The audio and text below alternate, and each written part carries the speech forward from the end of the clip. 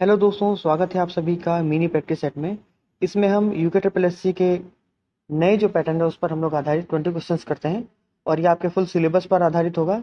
आगामी जितने भी एग्जाम्स आपके उत्तराखंड पुलिस हो गया, बंद रक्षक, फॉरेस्ट गार्ड, उत्तराखंड का दरोगा और पटवारी, उन सभी के लिए बहुत ही ज़्यादा महत्वपूर्ण होने वाला है। तो कम टाइम में आप 20 क्वेश्चंस करेंगे और उससे क्या होगा, आपके एक अच्छी खासी तैयारी हो जाएगी। इसमें हम लोग जो मिनी प्रैक्टिस सेट है इसमें हम क्या करते हैं, 20 क्वेश्चंस का प्रैक्टिस सेट लेते हैं। फुल प्रैक्टिस सेट में क्या होते हैं, 100 क्वेश्चन होते हैं, उसी की रेशियो के हिसाब से हम 20 क्वेश्चन तैयार कर लेते हैं। इसमें हिंदी के 4 क्वेश्चन, उत्तराखंड के 8 क्वेश्चन, जीके जीएस के 8 क्वेश्चन। इसी के फुल प्रैक्टिस सेट की बात करें तो आप इसके 5 सेट करेंगे तो एक फुल प्रैक्टिस सेट तैयार हो जाएगा। फुल प्रैक्टिस सेट में क्या होता है, 20 हिंदी के, 40 उत्तराखंड के और 40 जनरल स्टडीज और जीके के क्वेश्चन होते हैं। तो ये हमारा मिनी प्रैक्टिस सेट का है। तो आप क्या करोगे, सबसे पहले जैसे ही वीडियो आप स्टार्ट करो तुरंत एक पेपर लेके बैठोगे, उसमें नंबरिंग कर लोगे 1 से लेकर के 20 तक। जैसे मान लो मैंने फर्स्ट क्वेश्चन आपको बताया, अगर आपका वो सही हुआ तो आप उसको प्लस कर लोगे। इसके बाद जितना भी आपका गलत होगा उसको माइनस करोगे, जितना आपका सही होगा उसको प्लस करोगे। लास्ट में आखिर में आप देखोगे कि आपके प्लस कितने हुए, टोटल जोड़ के देख लोगे, और टोटल माइनस कितने हुए वो आप देख लोगे। और ये दोनों ऐड करने के बाद यानी प्लस कितने हुए और माइनस कितने हुए और नॉट अटेम्प्ट कितने थे वो भी आप ऐड करोगे कि कितने आपने अटेम्प्ट नहीं किए, तो वो देख लोगे। तो ये तीनों चीज़ें आप मुझे लास्ट में, जब ये आपका वीडियो कंप्लीट हो जाएगा तो जितने आपने सॉल्व किए होंगे, ये तीनों चीज़ें आप कमेंट करके मुझे बताएंगे कि आपके सही कितने हुए, गलत कितने हुए और कितने आपको नहीं आए, बिल्कुल भी नहीं आए। ठीक है, तो वो नॉट अटेम्प्ट में कर देना। पेपर लेके बैठो आप लोग। हम लोग टेस्ट सीरीज शुरू करते हैं। ये हमारा सेकंड प्रैक्टिस सेट है। अगर पहला वाला आपने नहीं देखा तो सबसे पहले आप पहला देख लो, उसके बाद सीक्वेंस में करते जाना, क्योंकि धीरे धीरे मैं लेवल को और इंक्रीज करता जाऊंगा, बढ़ाता जाऊंगा। तो पहला हमारा हिंदी का प्रश्न है, निम्नलिखित में से ओष्ठ व्यंजन है। देखो, सबसे पहले बता दूं ओष्ठ व्यंजन होते क्या है। ये वो व्यंजन होते हैं जिसमें हम अपने होंठों को क्या करते हैं, स्पर्श कराते हैं, और कहीं ना कहीं स्पर्श करते हैं तो हम जो श्वास है या वायु है उसको अवरोध करते हैं, और इस प्रकार से इसका जो है उच्चारण हो पाता है। जैसे प, फ, ब, भ, म। ये आप जब इस उच्चारण करके देखो, अभी आप इसमें क्या हो रहा है, आपका जो होंठ है वो क्या हो रहा है, स्पर्श हो रहा है, और कहीं ना कहीं हवा को आप अवरुद्ध कर रहे हो, वायु को अवरुद्ध कर रहे हो, और इस प्रकार से इसका क्या हो रहा है, उच्चारण हो पा रहा है। तो इसमें देखो आप, मैंने जो बोला उसमें से फ जो है वो आ रहा है ओष्ठ व्यंजन, यानी दोनों होंठ क्या हो रहे हैं, स्पर्श करके वायु को अवरुद्ध कर रहे हैं। तो इसमें आपका आंसर क्या हो जाएगा, फ, डी। अगर आपका सही है तो प्लस कर लो और गलत है तो माइनस करो, और लास्ट में आप ऐड करके मुझे बताना। सेकंड हमारा क्वेश्चन है, निम्नलिखित में से वर्तनी की दृष्टि से शुद्ध शब्द कौन सा है। शुद्ध बताना है, तो आप अपना लगाओ, टिक करो। इसमें देखो अंत्याक्षरी जो है ये गलत है। क्या है, गलत है। एक्चुअल होता है अंताक्षरी। ठीक है। उसके बाद व्यवसायिक, व्यवसायिक भी जो है आपका गलत है। व्यवसायिक नहीं होता है, व्यावसायिक होता है। ठीक है, आ का मात्रा होता है इसमें। निरोग ये आपका करेक्ट वर्ड है, तो सी आपका क्या हो गया, सही हो गया। अगर आपका सही है तो इसको प्लस का निशान लगा लेना। कवयित्री ये आपका गलत है। जो कवियत्री है, कवित्री नहीं होता है बल्कि ये करेक्ट वर्ड है, कवियत्री। ठीक है, तो ये आपका करेक्ट वर्ड है। तो इसमें से सारे, ये भी गलत है, ये भी गलत है, ये भी गलत है, तो शुद्ध कौन सा हो जाएगा, निरोग। आंसर आपका सी करेक्ट हो जाएगा। अच्छा, इसको क्रम में लगा लेना जरा, ये ए, ये बी, ये सी और ये डी। तो सी आंसर करेक्ट हो जाएगा, निरोग। अगर आपका सही है तो आप प्लस लगा लो अपने जो पेपर लेके बैठे हो उसमें। नेक्स्ट है हमारा, निम्नलिखित में से तद्भव शब्द है। मैंने पिछले वाले जो सीरीज था आपका उसमें बताया था तत्सम शब्द। तत्सम शब्द क्या होते हैं, वे शब्द जो संस्कृत के मूल भाषा होते हैं और वो आज भी वैसे के वैसे यूज होते हैं, यानी उसमें कोई भी परिवर्तन नहीं हुआ है। तो हम ये कह सकते हैं जो तत्सम है वो मूल रूप से संस्कृत शब्द ही होता है, जबकि तद्भव जो है वो उसका बिगड़ा हुआ रूप होता है, यानी संस्कृत शब्द का बिगड़ा हुआ रूप होता है। इसमें से देखो, तद्भव का मतलब ये है कि जो वो शब्द होगा जो ये संस्कृत से नहीं लिया गया होगा, यानी संस्कृत नहीं होगा, उसका बदला हुआ रूप होगा। तो इसमें आप आंसर टिक करो अपना, ए बी सी डी जो भी लगाना है। तो इसमें देखो, जो वानर है वो एक तत्सम शब्द है। ठीक है, तत्सम शब्द है। कास्ट भी एक तत्सम शब्द है, यानी ये मूल रूप से संस्कृत शब्द ही है। ठीक है। उल्लू, गुहा, गुहा भी जो है एक तत्सम शब्द है, क्योंकि ये संस्कृत का ही शब्द है, एज इट इज यूज हो रहा है। लेकिन उल्लू जो है आपका, ये एक तद्भव रूप है। इसका उल्लू का जो तत्सम शब्द होता है वो होता है उलूक। ठीक है, तो करेक्ट क्या हो जाएगा, ऑप्शन सी करेक्ट हो जाएगा, यानी ये एक तद्भव शब्द है और बाकी के सारे क्या है, वो तत्सम शब्द है। अगर आपका सही है तो प्लस कर लेना। नेक्स्ट प्रश्न है हमारा हिंदी का ही, अनाथ में उपसर्ग है। अनाथ में उपसर्ग। अब देखो, अनाथ अगर आप देखोगे तो इसमें जो मूल शब्द है वो क्या है, नाथ। नाथ क्या है आपका मूल शब्द है। इसमें अ अलग से जोड़ा गया है, अ अलग से जोड़ा गया है, तो इसमें उपसर्ग क्या हो जाएगा, अ हो जाएगा। तो आपने जो भी आंसर लगाया होगा इसमें डी करेक्ट है। ठीक है, तो आप अपना प्लस कर लेना अगर सही हो तो, गलत हो तो माइनस कर लेना। नेक्स्ट है, क्रूर शासक की क्रूर साजिश। ये नारा दिया गया था, ये किससे संबंधित है? तो ये संबंधित है आपका रामपुर तिरहा मुजफ्फरनगर कांड से संबंधित है। यहाँ पर हुआ क्या था कि 1 अक्टूबर 1994 को 1 अक्टूबर 1994 को यहाँ से जो उत्तराखंड के आंदोलनकारी थे, ये यहाँ से जा रहे थे और रामपुर तिरहा पे क्या हुआ था, जो पुलिस है उन्होंने बहुत ज़्यादा बर्बरता किया था, उसमें बहुत सारे लोग शहीद भी हो गए थे और बहुत सारे लोगों को इंजरी आई थी। तो ये याद रखना, क्रूर शासक की क्रूर साजिश का नारा इसी से संबंधित है, इसके लिए कहा जाता है। इसके बाद नेक्स्ट प्रश्न है हमारा, हेमकुंड झील कितने शिखरों से घिरी है? आपको जो आता है आंसर टिक करो। हेमकुंड झील जो है, ये मान लो ये हेमकुंड झील, तो ये आसपास हिमाच्छादित कितने शिखरों से घिरी हुई है, ये प्रश्न पूछ रहा है। तो टोटल 7 हिमाच्छादित शिखर है जिनसे ये घिरी हुई है, तो ऑप्शन क्या हो जाएगा? बी करेक्ट हो जाएगा। नेक्स्ट है, सुमेलित करना है। यहाँ पर दिया हुआ लिस्ट, एक तरफ तहसील है और दूसरी तरफ क्या है? जिला। एक तरफ क्या दिया है? तहसील, और दूसरी तरफ जिला। अब इसमें देखो, जो सल्ट है वो कहाँ पर है? अल्मोड़ा का एक तहसील है। ऐसे ही लैंसडाउन की बात करें तो लैंसडाउन जो है पौड़ी गढ़वाल की एक तहसील है। इसके अलावा ऊखीमठ की बात करें तो ये रुद्रप्रयाग का एक तहसील है, और खटीमा जो है तहसील है कहाँ का? उधम सिंह नगर का। तो आंसर क्या हो जाएगा? ए का 3। अब ए का 3 देखो कहाँ कहाँ पर है? ए का 3 एक यहाँ पर है, एक यहाँ पर है, दूसरा। बाकी देखो ये तो गलत ही हो गया, ये गलत ही हो गया क्योंकि ए मैच नहीं हो रहा है। बी का 4, अब बी का 4 देखो ये भी मैच हो गया और ये भी मैच हो गया। सी का आपका ए है, तो सी का ए देखो यहाँ पर ये मैच नहीं हुआ, तो आंसर ये गलत हो जाएगा। सी का ए ये मैच है, और डी का 2। ठीक है, तो ये आपका बी ऑप्शन करेक्ट हो जाएगा। आपने जो लगाया उसके हिसाब से इसको आप आगे कर लीजिए। नेक्स्ट है, 1938 में गठित गणदेश सेवा संघ, गणदेश सेवा संघ, इसकी स्थापना किसने की थी? श्रीदेव सुमन, श्रीदेव सुमन। ठीक है, इस संगठन का नाम बदल के बाद में क्या हो गया था? तो इसका हो गया था हिमालय सेवा संघ। ऑप्शन ए करेक्ट है। जो भी आपने लगा उसके हिसाब से आप इसमें अपने मार्क्स लिखते जाना। नेक्स्ट क्वेश्चन है, वर्ष 1946 में हल्द्वानी में भारतीय राष्ट्रीय कांग्रेस के विशेष सम्मेलन में उत्तरांचल के पर्वतीय भूभाग को एक विशेष वर्ग में रखने की मांग उठाई गई थी। तत्कालीन समय में जो उत्तराखंड है वो किसका भाग था? उत्तर प्रदेश का भाग था। तो उस समय पे ये कहा जा रहा था कि जो पर्वतीय भूभाग है उसको मिला करके एक विशेष वर्ग बना दिया जाए ताकि यहाँ का विकास अच्छे से हो सके। तो इस सम्मेलन की अध्यक्षता किसने की थी? यानी जब 1946 में हल्द्वानी में भारतीय राष्ट्रीय कांग्रेस की विशेष सम्मेलन हुआ था, तो इस सम्मेलन की अध्यक्षता किसने की थी? तो आप ऑप्शन लगाओगे, इसमें से जो करेक्ट आंसर है वो है सी, बद्रीदत्त पांडे। नेक्स्ट है, प्रसिद्ध चित्रकार मौलाराम के चित्रकला को प्रसिद्ध करने का श्रेय किसको दिया जाता है? तो इसमें आप ऑप्शन लगाओगे, इसमें जो आंसर होगा इसको आप करेक्ट कर लेना, ए बी सी डी। तो इसमें आपका ऑप्शन होगा सी, बैरिस्टर मुकुंदीलाल। इन्होंने क्या किया था? एक पुस्तक लिखा था जिसका नाम था गढ़वाल पेंटिंग। ठीक है, और इस पुस्तक के बारे में इन्होंने मौलाराम की जो चित्रकला इसका उल्लेख किया था, और इसी वजह से जो मौलाराम की चित्रकला थी वो विश्व प्रसिद्ध हो गई थी। ठीक है, इतना आपको याद रखना है। नेक्स्ट हम बात करें, इनमें से कौन सा सुमेलित नहीं है? आपको बताना है इनमें से कौन सा सुमेलित नहीं है। आप ऑप्शन लगाओ अपने हिसाब से। टिहरी डैम भागीरथी और भिलंगना नदी पर है, ये आपका करेक्ट है। किसाऊ डैम जो है वो टॉन्स नदी पर है, ये भी आपका करेक्ट है। कोटेश्वर डैम सरयू नदी पर नहीं है, ये किस नदी पर है? भागीरथी। किस नदी पर है? भागीरथी नदी पर है। लखवाड़ डैम की बात करें तो यमुना नदी पर है, ये भी करेक्ट है। तो ऑप्शन क्या हो जाएगा? सी जो है सुमेलित नहीं है, बाकी सारे सुमेलित हैं। एक बार मैं आपको इसको मैप पे दिखा देता हूँ। यहाँ पर देखो, ये है हमारा उत्तराखंड का मैप, और उत्तराखंड के मैप में ये है गंगोत्री। यहाँ से कौन सी नदी निकल रही है? गंगा नदी निकल रही है, और ये आपका दिखाई दे रहा है टिहरी डैम। ठीक है, यहीं पर नीचे यहाँ पर खतलिंग ग्लेशियर है, और यहाँ से कौन सी नदी निकलती है? भिलंगना नदी निकलती है। तो जो भिलंगना नदी है और जो ये भागीरथी नदी है, ये दोनों जहाँ पे मिलते हैं वहाँ पर क्या है? टिहरी डैम है। ठीक है, टिहरी डैम है। इसके बाद जो सतोपंथ ग्लेशियर है, यहाँ से कौन सी नदी निकलती है? यहाँ से निकलती है अलकनंदा नदी, और अलकनंदा नदी जो है कहाँ पर? देवप्रयाग में आकर किससे मिल जाती है? ये भागीरथी नदी से मिल जाती है, और यहीं से इसका नाम क्या पड़ जाता है? गंगा नदी पड़ जाता है।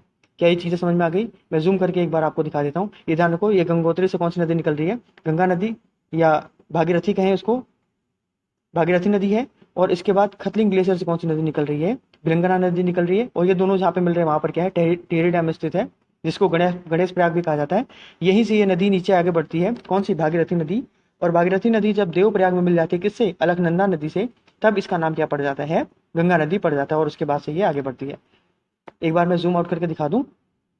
यहाँ पर देखो, ये है आपकी, यहाँ से आ रही है आपकी कौन सी नदी, भागीरथी नदी, और यहाँ से आपकी आ रही है भिलंगा नदी। और ये दोनों मिलकर के ये किस चीज़ का निर्माण कर रहे हैं, टिहरी डैम का निर्माण कर रहे हैं। यहाँ से टिहरी डैम देखो आप, यह टिहरी डैम। उसके बाद नीचे कौन सी नदी आ रही है वापस, यहाँ से ये टिहरी डैम के बाद भिलंगना और भागीरथी जब मिलकर के टिहरी डैम का निर्माण कर रहे हैं, देखो यहाँ पर इधर से आ रही है कौन सी नदी, भिलंगना, और यहाँ से ऊपर से कौन सी आ रही है, भागीरथी, और दोनों मिलकर के किस चीज़ का निर्माण कर रहे हैं, टिहरी डैम। इन्हीं के संगम पर कौन सा स्थित है, टिहरी डैम स्थित है। यहाँ से नीचे फिर ये नदी जब आगे बढ़ती है तो किस नाम से आगे बढ़ती है, भागीरथी नदी नाम से ही आगे बढ़ती है। और यहाँ से नीचे आप देखोगे थोड़ा सा, जब भागीरथी नदी आगे बढ़ती है उसके बाद यहाँ पर ये स्थित है,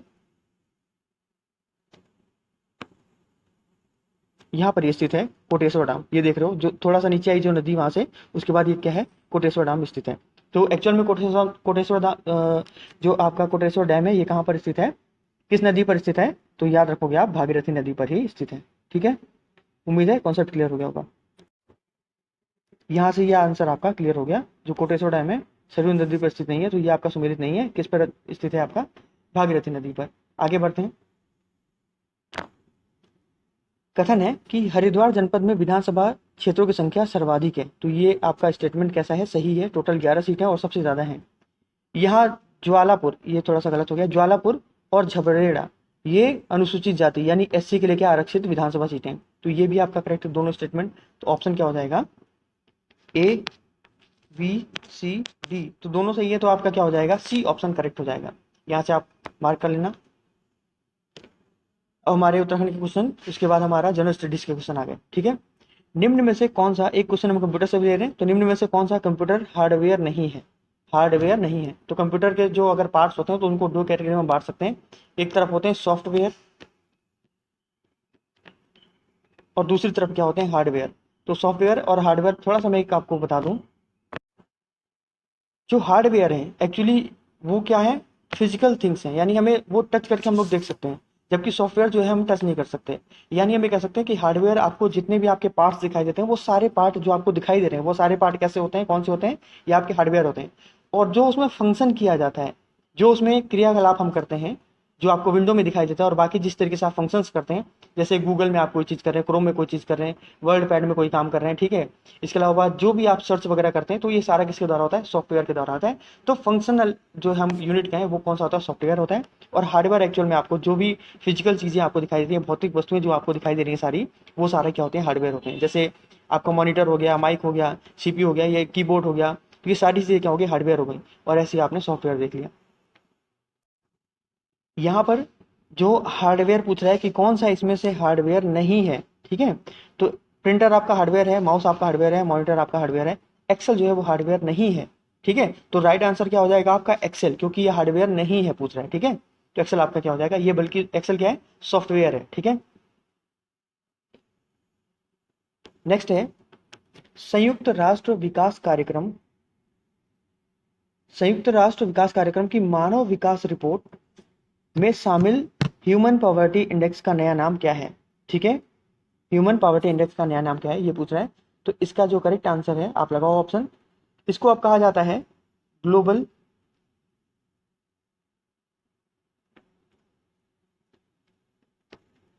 multi dimension, multi dimensional poverty index, ठीक है। इसको शॉर्ट में कहा जाता है MPI। क्या कहा जाता है, MPI।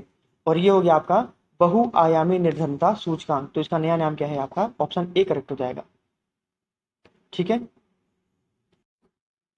इसमें हमारा नेक्स्ट क्वेश्चन है,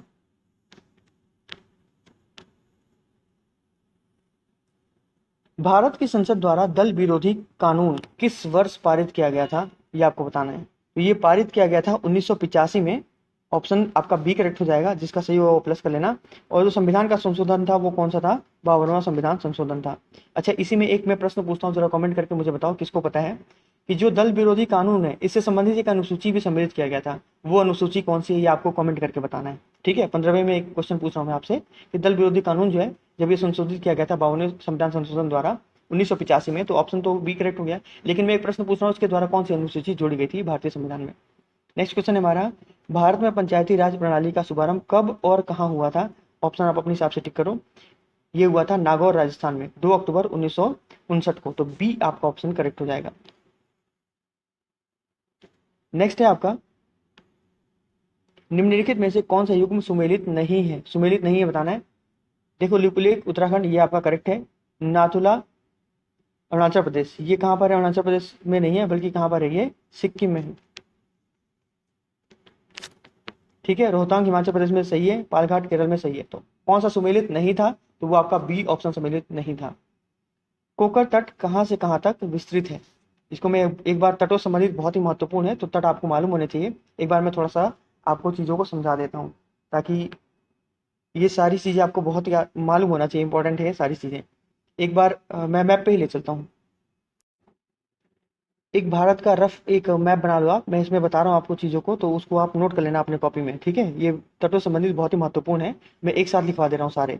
ठीक है, यहाँ पर देखो, जो ये गुजरात का तट है, ये वाला जो तट है आपका, यहाँ से यहाँ तक, इस तट को कहा जाता है काठियावाड़ तट। मैप बना के उसमें आप रफली एक मैप बना लो। करना क्या आपको, एक इस तरीके से आप मैप बना लो, बस ऐसे करके एक मैप बना लो। ठीक है, ऐसे करो, एक ऐसे मैप बना लो और इसमें लिख लो, जहाँ जहाँ मैं आपको लिखवा रहा हूँ, बता रहा हूँ, वो सारी चीज़ें इंपॉर्टेंट है, नोट कर लो। इसमें जो गुजरात का तट है, इसको कहा जाता है काठियावाड़ तट। क्या कहा जाता है, काठियावाड़ तट। इसको लिख लो आप ऐसे ही। इसके बाद यहाँ पर दमन है, दमन से लेकर के गोवा तक, इस तट को कहा जाता है कोंकण तट। क्या कहा जाता है, कोंकण तट। तो कहाँ से कहाँ तक कहा जाएगा, जो दमन है वहां से लेकर के गोवा तक को क्या कहा जाता है, कोंकण तट कहा जाता है। गोवा से लेकर के जो कर्नाटक है, इस वाले तट को कहा जाता है, कर्नाटक वाले तट को कहा जाता है केनरा तट। क्या कहा जाता है, केनरा तट। और जो आपका कर्नाटक है, यहां से लेकर के और केरल वाले तट को क्या कहा जाता है, मालाबार तट। क्या कहा जाता है, मालाबार तट। कहां से, कर्नाटक से लेकर के और जो केरल है, यानी पूरा केरल वाला जो तट है, उसको क्या कहा जाता है, मालाबार तट कहा जाता है। इसके बाद जो कन्याकुमारी है तमिलनाडु का, यहां से लेकर के और आंध्र प्रदेश तक पूरा ये जो क्षेत्र है, इसको कहा जाता है कोरामंडल तट। ये इंपॉर्टेंट है, बार बार एग्जाम में पूछा जाता है ये तटों से संबंधित, और आप लोग याद रखते हो। और यहाँ से यहाँ तक का जो एरिया, उसको कहा जाता है उत्कल तट। उत्कल तट। क्या इतना इंपॉर्टेंट है, लिख लोगे। तो यहाँ मैंने जितना बोल दिया, वीडियो को एक बार पॉज करके या वापस से देख करके ये नोट कर लेना, इंपॉर्टेंट है बहुत ज़्यादा। अब तो ये बता ही दोगे कोकर तट कहाँ से कहाँ तक विस्तृत है ना, कोकर तट। तो ये दमन से लेकर के गोवा तक के तट को कहा जाता है कोकर तट। तो ऑप्शन सी करेक्ट हो जाएगा। अब हमारे दो रीजनिंग के क्वेश्चन है, तो देखते हैं। प्रश्न है कि अब से 8 वर्ष बाद, यानी अगर आज से हम बात करें तो 8 वर्ष बाद, सीमा 6 वर्ष पहले की आयु की दोगुनी आयु की होगी। ठीक है, उसकी वर्तमान आयु क्या है, ये पूछ रहा है। तो हम देखते हैं, अगर मान लेते हैं कि जो सीमा है उसकी आयु अभी x है, तो बात कब की जा रही है, तो x प्लस 8 वर्ष बाद की बात की जा रही है। तो हम 8 वर्ष बाद देख लेते हैं। अगर मान लो आज उसकी आयु x है, तो 8 वर्ष बाद कितनी हो जाएगी, x प्लस 8 हो जाएगी, है ना। क्या समझ पा रहे हो, आज आयु x है, तो 8 साल बाद कितनी होगी, x प्लस 8। तो ये क्या कह रहे हैं कि सीमा 6 वर्ष, 8 वर्ष बाद सीमा 6 वर्ष पहले की आयु की दोगुनी आयु की हो जाएगी। तो यहाँ पर 6 वर्ष पहले की बात हो रही है। तो यानी आज अगर x है, तो 6 वर्ष पहले कितनी हो जाएगी, 6 माइनस कर देंगे तो 6 वर्ष पहले की आयु पता चल जाएगी। तो इस आयु की दोगुनी हो जाएगी। ठीक है, इस आयु की दोगुनी हो जाएगी। तो ये क्या कह रहा है, इस प्रकार से। तो यहाँ पर अगर हम देखें, तो यहाँ पर ये कहा जा रहा है कि अब से 8 वर्ष बाद, यानी x प्लस 8 बाद, जो सीमा की 6 वर्ष पहले की आयु है, उसकी दोगुनी हो जाएगी। ठीक है, ये कहा जा रहा है। अब यहाँ से अगर हम देखें, इसको सॉल्व करोगे, तो यहाँ से क्या हो जाएगा, x प्लस 8। बहुत ही सिंपल तरीके से आप समझना, यहाँ से इंटू करो, 2 को x में गुणा करो, कितना हो जाएगा, 2x हो जाएगा। और 2 का 6 में गुणा करोगे तो कितना हो जाएगा, माइनस का 12, क्योंकि यहाँ पर माइनस का साइन, इसलिए माइनस का 12 हो जाएगा। तो इसको सॉल्व करते हैं। जो x है, इसको यहाँ से यहाँ भेजो, तो क्या हो जाएगा, माइनस का हो जाएगा। और ये जो 12 है, इसको इधर से यहाँ भेजो, तो ये प्लस का हो जाएगा। इतना तो आता ही होगा कि यहाँ से जब कोई भी चीज़ राइट साइड में जाती है, लेफ्ट से राइट में जाएगी तो माइनस हो जाएगा, यानी चिन्ह क्या हो जाता है, बदल जाता है। और यहाँ से इधर को आ रहा है, तब भी चिन्ह बदल जाएगा। तो यहाँ से 12 हम उठा के यहाँ ला रहे हैं, तो पहले से 8 यहाँ है, तो 12 इधर जाएगा, तो माइनस का साइन बदल के क्या हो जाएगा, प्लस का हो जाएगा। तो 12 और यहाँ से x यहाँ उठ के जा रहा है, तो यहाँ पर क्या हो जाएगा 2x पहले से ही है, और यहाँ से x इधर गया तो ये माइनस का x हो जाएगा। अब इसको सॉल्व करोगे तो इधर कितना हो गया 20, 8 और 12 कितना हो जाएगा 20, और यहाँ से x में 2x में से एक x चला जाएगा तो क्या बचेगा x बचेगा।